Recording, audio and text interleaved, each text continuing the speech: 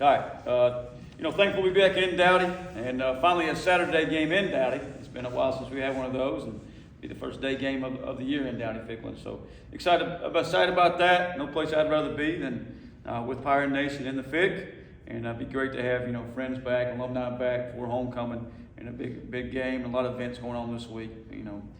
Congrats to the Letterman winners and the Hall of Fame inductees, including our football inductees, Dwayne Harris and Shane Carden and Justin Hardy. Certainly laid the foundation to make what Greenville's about, what football in Greenville's about, and making it matter in a place where football is important. So thank you to those men, and excited to have them back. Also excited to have our seniors from last year's Military Bowl champs back with us this weekend. I think they're getting their rings finally, and have those guys during the game. So it'd be good to see those young men. Going back to last week, always good to. Anytime you can get a road win in this conference, I think that's huge. And I thought it was a very good Temple team going in. Temple team that I thought could have been undefeated in conference.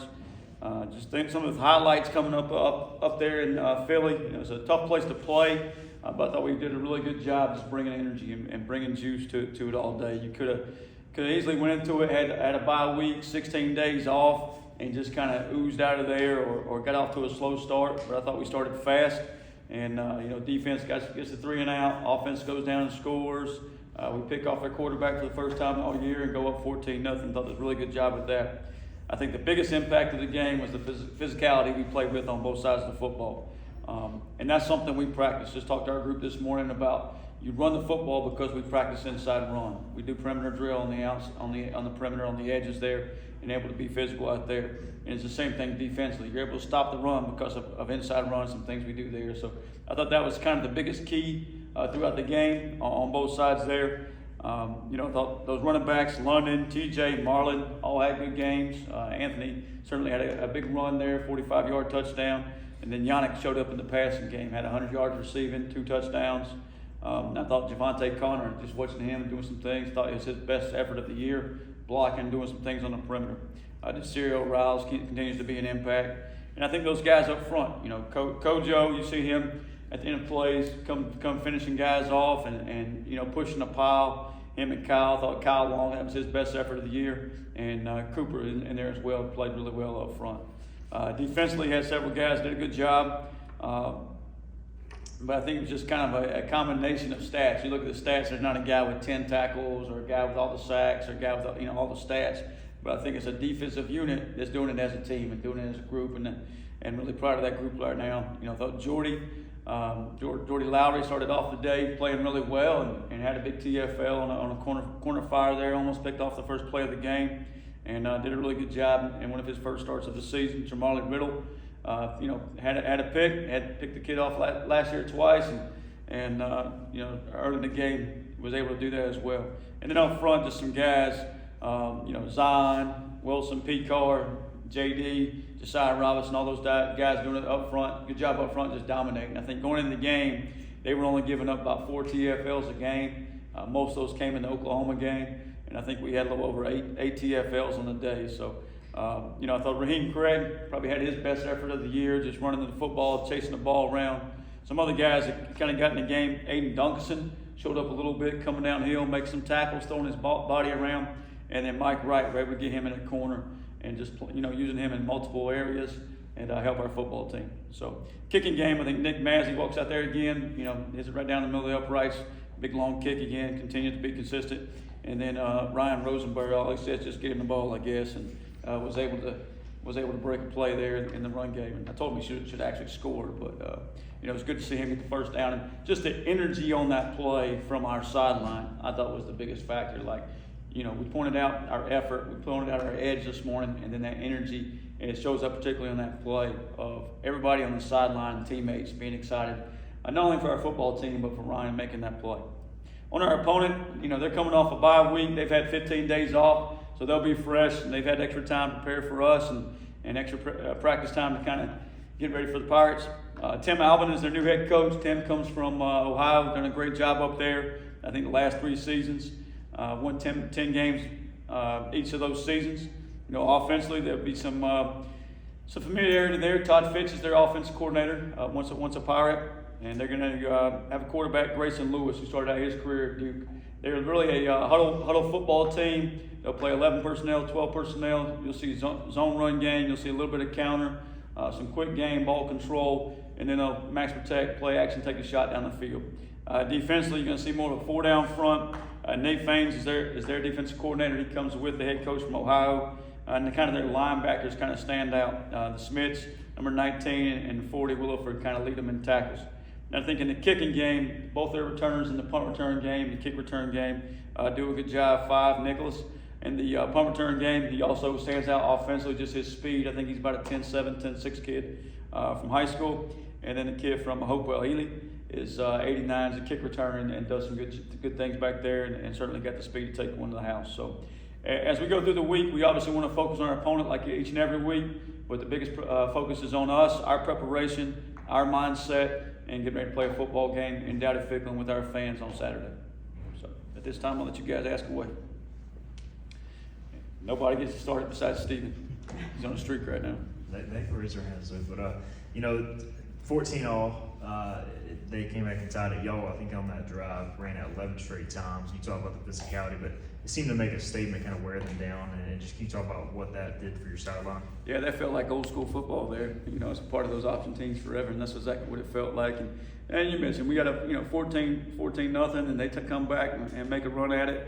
And I don't think our kids ever flinched. We just went back to doing what we do. And they were playing a lot of 3-high safety, double cloud there, and kind of protecting the corners.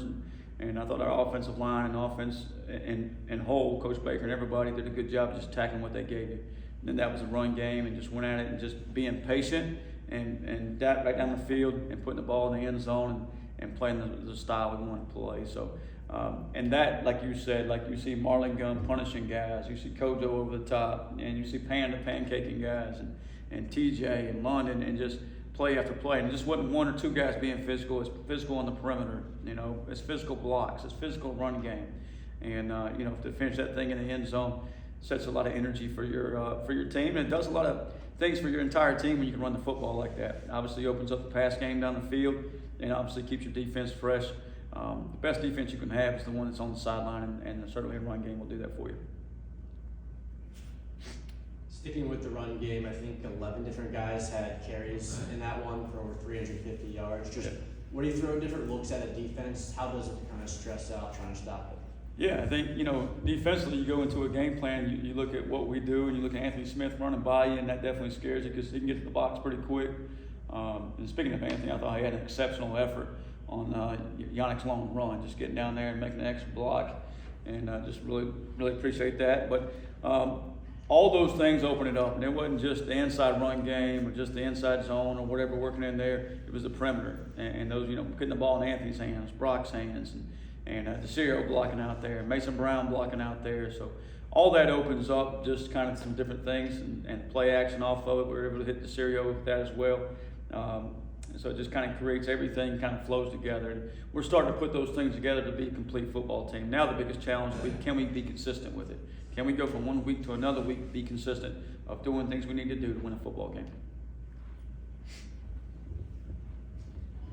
Coach, you held them to just 2 yards per play on first down, and they're a team who does a very good job staying ahead of the sticks. Yeah. Did you guys sense any panic from them, kind of playing from behind the sticks? That's very untraditional for them. Yeah, I think we talked about it a little bit last week, the keys to success and how, we can be successful on Saturday, and it was winning first down on both sides of the football, staying on schedule offensively, getting the second medium, keep the sticks moving, getting the first down, and defensively putting them behind the sticks. And I thought we did a really good job on first down we kind of want to keep the ball off the perimeter. I thought Coach Aldridge did a good job of that, and those defensive coaches of keeping the ball off the perimeter, making him hand the ball off inside.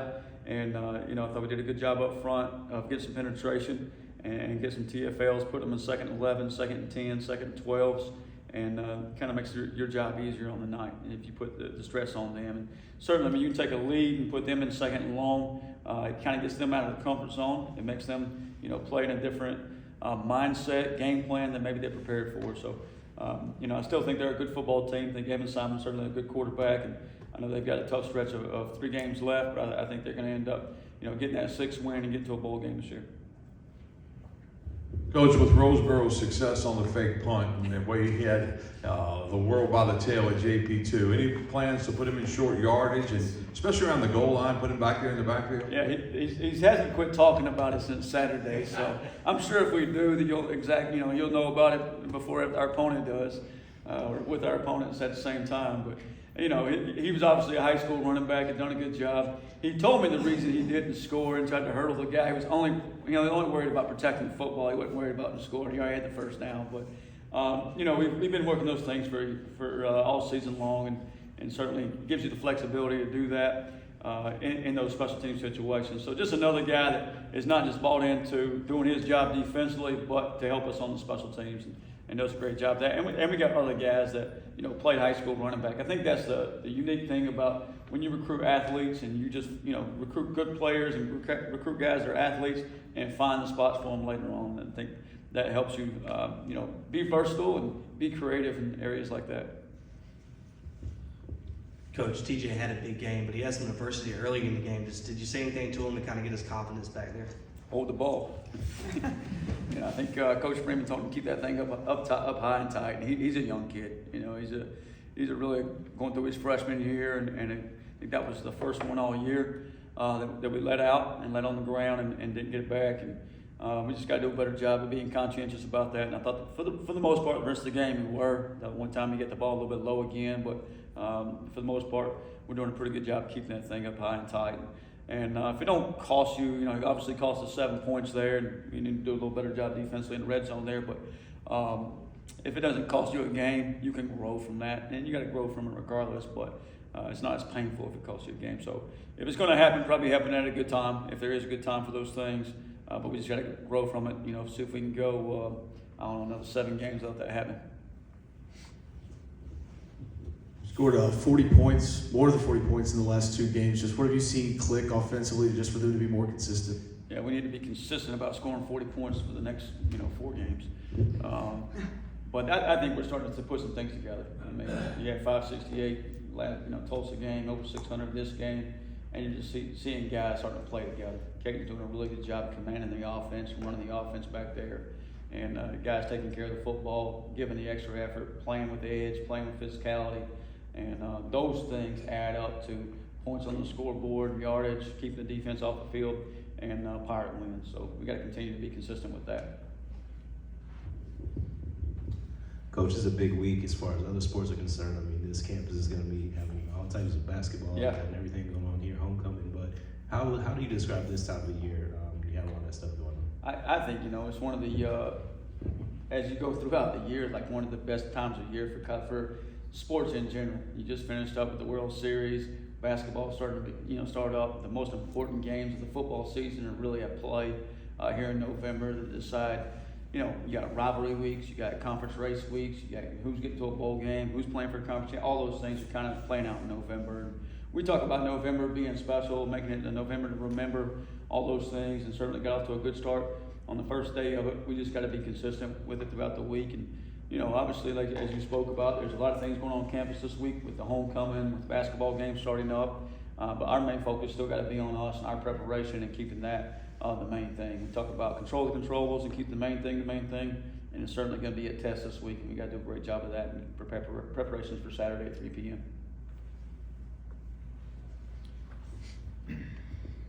Coach, last year, obviously, Charlotte was a pretty dark day. I mean, do Yep. you try to look back at that, bring it up to the team? How do you find the balance between that and worrying about yourself? Yeah, we obviously, I think anytime you're preparing for an opponent, it's the focus is on you. But, we just had the young men in our locker room stand up that were here in 23. The young men in our locker room that were here in 24 stand up. And they all know what that means and what that's about. And we do in our locker room, and we know we got to treat this game a little differently, I think we have in the past. And that's the biggest thing that we focused on and talked about in the off season. And it's the biggest game on our schedule because it's the next game. And it happens to be a team down the road, and that adds a little bit more to it. And it's became a team in this state that we got to establish who we are in this state and establish what we're about. And I just told our guys that we need the same team we were a year ago when we played these guys, but we got to go out and prove that on Saturday. We can't take a single play from last week, a single point, a single defensive stop into this week. we got to go out and be consistent with what we do every week. Obviously, the focus is on us, but that's definitely fresh in their minds, and we'll make sure it stays there as well. Any other questions? Any more? We were out at practice. We saw Mike Wright doing competition or what was it, correction sprints, and then he runs over to the offense and runs a kind of play there. How about what he's doing at practice right now? Yeah, most guys, we do a little extra conditioning with those guys from time to time. Mike does his conditioning from field to field, offensive field, defensive field, special teams, whatever it may be. And just, we talked about it earlier, is Mike is a special young man for so many reasons. I think he flew the plane back home the other night, somebody said. But he just brings so much to our program, not from just an athletic standpoint, what he can do with the ball in his hands or covering guys and locking guys down over there or playing special teams, but his leadership and his attitude, his energy. And, when you have guys like that, you got to get them on the field. And we just got to find more ways to keep utilizing Mike and making him a part of our offense and a part of our defense. And I think both Coach Baker and Coach Alder are doing a great job with that. And I think you'll see more of that moving forward. Anything else? Thank you, Coach. Yeah, appreciate you guys.